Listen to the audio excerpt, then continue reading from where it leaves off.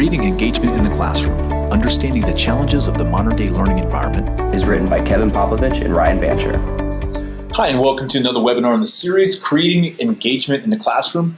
I'm Kevin Popovich, a lecturer here at San Diego State University. Today we will learn and discuss topics around attendance and student success. And I'm Ryan Bancher. I'm an undergraduate student here at San Diego State and co-author of the book with Kevin here, Creating Engagement in the Classroom.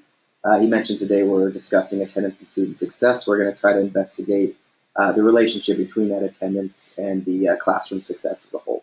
Right. Well, Ryan, as we know, academia is constantly on the move. Whether you're a student or a professor, your life is hectic. It just is, and it has to be to keep up with the constantly evolving trends we touched on in our first blog and webinar. Right? So as a professor, specifically, one of the greatest day-to-day challenges I have is monitoring classroom attendance. I know it seems easy, right? Roll call. It's really not that stressful when you were in school. You sit there, raise your hand, you speak up when the professor calls your name. Easy enough, right?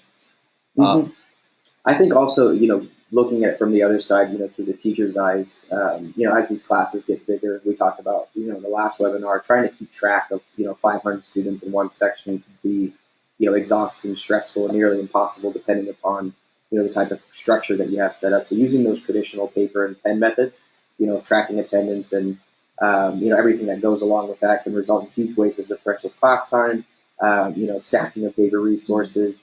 And throughout the course of the semester, we mentioned, that 10 minutes of teaching time that you're wasting just calling people's names. That's all contributing to learning that your students are not going to receive. Right, so if you try to streamline the process and track attendance by having students sign into class, you'll have a dozen sheets of paper per lecture, all of which you then have to collect, log, decode, because the students' handwriting is always horrendous. And then you have to save that. At some point, somebody wants those records. Hey, 3 semesters ago, do you have that? No, I don't. Right. So good luck with that one. But trying to rely on students to be honest and not signing in their friends who decided to sleep in is a challenge in larger schools. Right. It is what it is. So as a result, many classrooms have chosen to simply do away with attendance altogether. But is that really the answer? I guess from a student's perspective, the concept of attendance-free classes are, I guess, a bit liberating, but it could also be significantly dangerous, right? So if nobody's going to go to the class and you don't really have a feeling of whether your presence or not is appreciated, what is the point of going? If you can go spend your day at the beach and catch up on the weekend, if that's all it takes to learn, then what are we paying such high tuition rates for? So I think that hour that's saved in class provides students with that, false sense of freedom where they can choose to spend it anywhere they want, wherever they want, but it might not be, the best course of action to get them, the outcomes that most of these professors are looking for. You have things like midterms exams that roll around. You might save time by cutting class, but you're not going to save time in the amount of studying and cram sessions you got to do. And so you can watch students' A's turn to C's real quick just because we chose to give them academic freedom. Right, so CourseKate sent out a survey to professors at San Diego State University to track the importance of attendance. All professors surveyed said attendance was either somewhat or very important, but 60% report not taking attendance. So less than 10% of professors reported that they take attendance with an iClicker, while more than 60% report that they do not take class attendance. So what is holding professors back to record their students' attendance? The answer is time and effort, right? So Professor Jeff Wang here at San Diego State in the School of Accountancy had said, I do think attendance is important to inspire engagement. I highly value in-class exercises where students form groups and help each other. It helps with their own understanding a lot since you only fully understand it if you can explain it to your friends. But I never really force attendance since my philosophy is I want my class to be interesting enough so my students will simply attend voluntarily instead of being forced to my class every morning. Yeah, I think that's interesting because I've experienced what Professor Wang's talking about there. When a teacher makes his class interesting or unique, it's very easy to go. It's almost like, you have a favorite TV show that you got to catch every week. And so another option is to go kind of above and beyond, what's necessary to ensure that student success, like Professor Wang. I've had, extended office hours created for classes that needed more than the professor could provide to create more engagement, more personalized learning, and chances for us to actually have a voice, outside of the class hour where everybody just kind of sat and watched. So whenever, a professor's willing to go the extra mile for you, you almost want to return the favor as a student. And so when these gigantic classes come, and there's little personalization, I think it's pretty predictable in terms of what the outcomes will be, at least from the student side. Some of the ones that we talked to, Emily Flanagan, who's a senior here in the speech and language and hearing sciences, she had mentioned that all of the large classes that she enrolls in, she says magically triple in size on the days of their exams. Right, the students flock back to take the test, but nobody's there to put the work in. And so she mentioned that she knows that professors don't really bother to check who's missing in these classes. So on any given day, they kind of show up when they feel like they have to, not necessarily when they need to. Right. Another thing, one of the things we found interesting with Karen was she was saying how like she wouldn't say her grades are great, but she doesn't think attendance has much relationship to her overall performance. And her kind of idea is that I can teach myself the material on my own time. Kind of a counter argument to that would be, what are you paying the tuition for? If you're not paying for the expertise and the experience that's brought with sitting in a class with an industry expert, then what value do you really see to the education? And is that cost benefit worth it? So as we identified in our first blog, I think there's a couple key things. Educators have some creative strategies to help to combat these problems, especially to encourage student attendance. Amy Randall, who's a professor here, doesn't use technology at all, but she uses this really unique thing where she drops all the names into a hat and she'll randomly draw a name, each class to see who's going to be present. Now she puts high point value on the present and she puts high point value on the absent, but that randomization and sort of the gamifying of the classroom encourages students to come to class just to avoid not being chosen and singled out as they're not there. So there are some pretty creative ways that we've identified that are kind of adapting to the classroom as it's changing.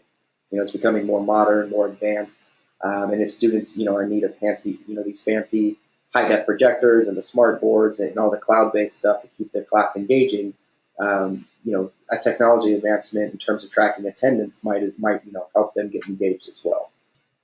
So for the professor's perspective, anything you see in there? Yeah, so there's so as the classroom has evolved, right, so too has the need to track students' engagement within it. Right? This semester, I implemented CourseKey, for instance, for managing attendance.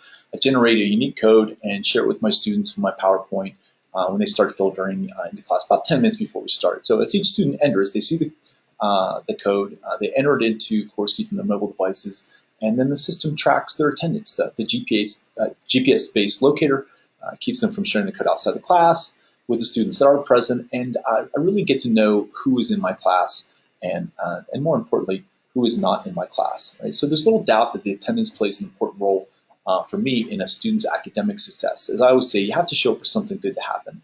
So more engagement equals better results. And in today's world, professors have more access than ever before to technological advances that can revolutionize the way that they take attendance and how we improve classroom engagement. So just as the Slate Blackboard had morphed into a high-definition, multifunctional, smart interface, the paper and pen method of taking attendance will likely go way of the new age, one defined by efficiency, accuracy, and benefits all around.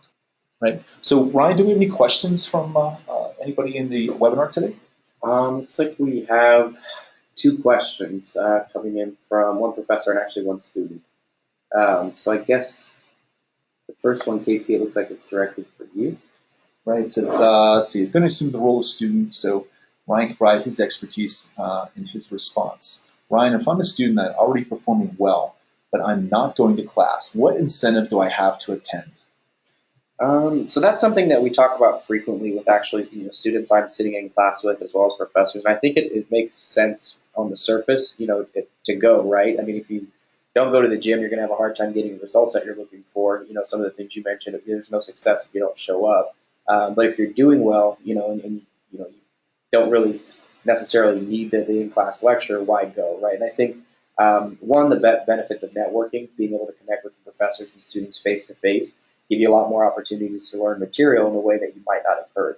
I always stress to my colleagues and peers in class that we can teach it to each other 10 different ways, but the professor can only tell us it from one perspective. So you never know what you're missing, what experience another student has that can add to the conversation or further your own understanding. And then I think that connecting with the professors, engaging with them, in my experience, has never really been a bad thing. Having people other than students in your LinkedIn network. So now that we're in college and we're soon going to be looking for a job, the same students and professors are going to be the network into those careers and opportunities as you get ready to graduate. So I think it's the benefit of the networking, working in groups, and then adding expertise and outside opinion into your learning process that really adds to the knowledge in general. Okay. What's our next one here? So this one is actually, I'll shoot this one back to you. So if I'm a professor and my students are coming to class already, some of them are doing well, some aren't, but there's still a lot of empty seats. What am I able to do to get my students to want to come to class, as Dr. Wang was talking about? Right. So good question, right? So certainly one strategy is to implement an attendance policy. If a student fails the class, if you say 5 missed classes, they're likely not going to miss more than 5 classes, right? But something the professor can do that's even more important is to create engaging lectures. Like you said earlier, right? Maybe like a favorite show. It's great if the students feel like they're going to miss something because they tend to not miss something that's important to them. Many professors think that they know the material so well that they don't need to put any effort into presenting it. But I don't think that's true. My dad was a professor of marketing for a lot of years at Robert Morris University. And my dad used to always describe his class as edutainment. One part education, one part entertainment. And that was his style. But no matter what your presentation, it needs to be engaging. It needs to involve the students and make their participation feel valued. You have to respond to questions. You have to give thoughtful, insightful answers.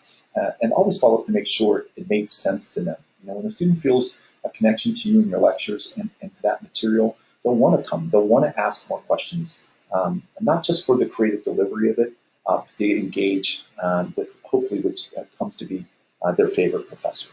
So, yeah. So, I want to wrap us up here for today.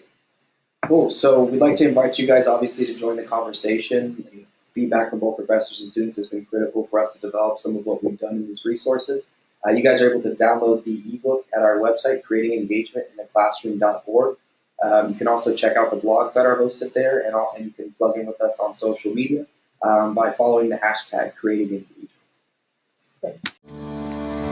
Creating Engagement in the Classroom, Understanding the Challenges of the Modern-Day Learning Environment is written by Kevin Pompovich and Ryan Vansher. To learn more about creating engagement in your classroom, visit creatingengagementintheclassroom.org or follow hashtag #CreatingEngagement.